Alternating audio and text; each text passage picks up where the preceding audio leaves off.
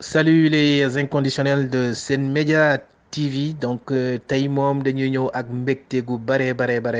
donc def benn genre débriefing ci match bi nga xam ne moom la ñu seetaan léegi le match qui s'est soldé ak une victoire éclatante du Sénégal aussi bien sur la forme que sur le fond donc tey on a vu une équipe du Sénégal boo xam te ne nii il a en tout cas rendu une copie correcte du match donc tey mën nañu wax ne vraiment il y avait une solidarité surtout ce que j'ai aimé dans ce match là mooy que ne joueurs yi ñëpp dañu tey def une solidarité défensive di jàppalante voilà parce que en fait match bi mënu woon a yomb parce que Guinée équatoriale en fait ñoom c'est une équipe très physique c'est une équipe très physique ils sont techniques mais booy xool ñoom ils sont beaucoup plus ci côté physique bi que ci technique bi man je pense tey sax bi ma seetaane seen match tey man je pense que tey moo nekk seen meilleur match sur le plan tactique sur le plan du jeu parce que match yi nga xam ne jot nañ ko seetaan ci ñoom ay jéngumaan la ñu doon nekk mais tey moom ils ont joué un match technique les Équato-Guinéens voilà donc ils nous ont un peu empêché ci ay yenn transition yu ñu doon def ils nous ont un peu bloqué ci yenn action yi voilà mais loolu c'est du football quoi c'est du football voilà tey daal li nga xam te ne mën nañu ko jàng ci match bi mooy que ne mën nañu wax ne Aliou Cissé commence un peu à retrouver son effectif à récupérer comment on appelle ça à avoir son équipe type voilà parce que man ce que j'appelle ces genres de matchs damay tuddee ces matchs là c'est des matchs de référence c'est des matchs de référence parce que c'est des matchs à partir duquel des matchs à partir desquels mën nga ci xam à peu près ne man lii mooy sama équipe quoi lii daal à part quelques changements près lii mooy sama équipe voilà donc match Cap-Vert bi dañoo nekkoon ci même continuité bi ci match bi nga xam ne moo xew tey match bi nga xam ne moo xew tey dañoo ne rek équipe bi nga xam ne moo démarré woon contre Cap-Vert équipe boobu la ñuy continuer voilà man quand j'ai vu le classement j'ai beaucoup aimé parce que dama ne nii la lii baax na beaucoup on dit dañu war a dugal Bamba Dieng non man je pense que Bamba heure bi ñu ko dugal baax na parce que parfois say arme yëpp doo ko sànni voilà donc te match la boo xam ne mënoon na tirer jusqu'à 120 minutes donc doo teel a génne sa carte yëpp doo teel a génne sa arme yëpp sànni ko voilà Équato-Guinéens yi nag ku leen xam-xam ne ñoom balaay match bi di commencer dañu commencer woon di saaga nañ Sadio Mané saaga nañu Sénégal même si après seen entraîneur génne na jéem a rectifier le tir mais ñoom au départ dañu bëggoon a jouer ci psychologie Sénégal di saaga joueurs yi boo gisee sax tey ci match bi ñoom leur plan c'était de faire expulser Sadio Mané parce que parfois sax da ngay gis ñuy koy provoquer et que des fois Sadio Mané bu daw ak benn joueur sax nga gis joueur boobu day daanu téel tànk bi mel ni ñoom Sadio Mané def leen laal c'était juste leur plan parce que ñoom se disaient que Sadio Mané mooy équipe bu Sénégal c'est-à-dire que tant que mi ci terrain bi ça va être difficile voilà je pense que ñun tamit suñu joueurs yi ils ont été calmes ils ont été sereins comme ce que j'ai dit rek bi dañ koy togg dina ñëw léegi nag ci bi nga xam ne ñun moom la ñuy jël voilà ci bu ñu jël xam nga l'équipe du Sénégal tout le monde a fait le constat même maa ngi mos a dégg Henri Saivet mos na wax mu ne équipe du Sénégal son problème mooy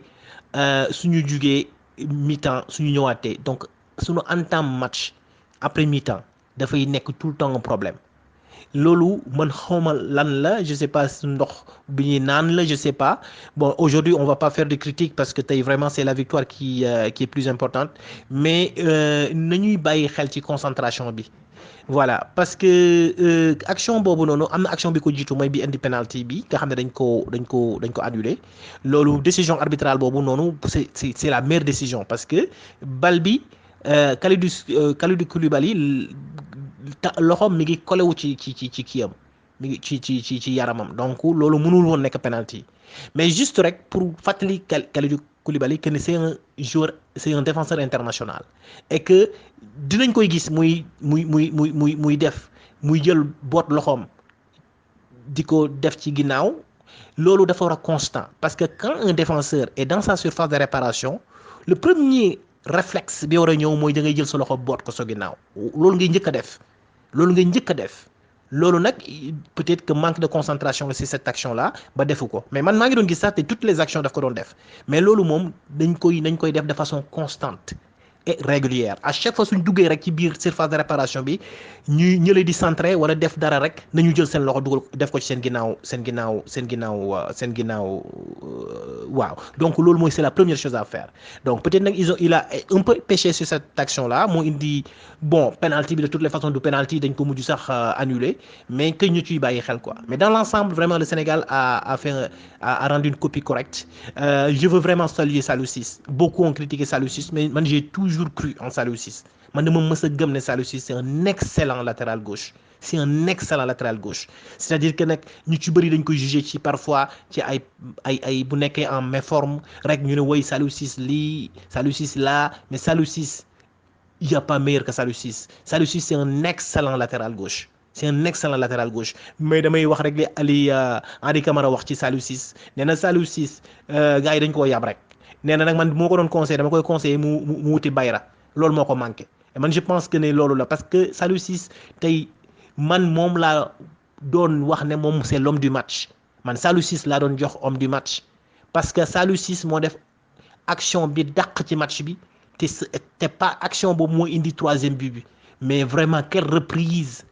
de la poitrine de Saliou Ciss ni mu ko amortiré ci poitrine bi daal di dem def centre bi mais rien à dire mais kooku c'est une action de haute classe kooku moom action boobu rek waroon na tax ñu def ko l'homme du match mais après tout bon Nampalys Mendy c'est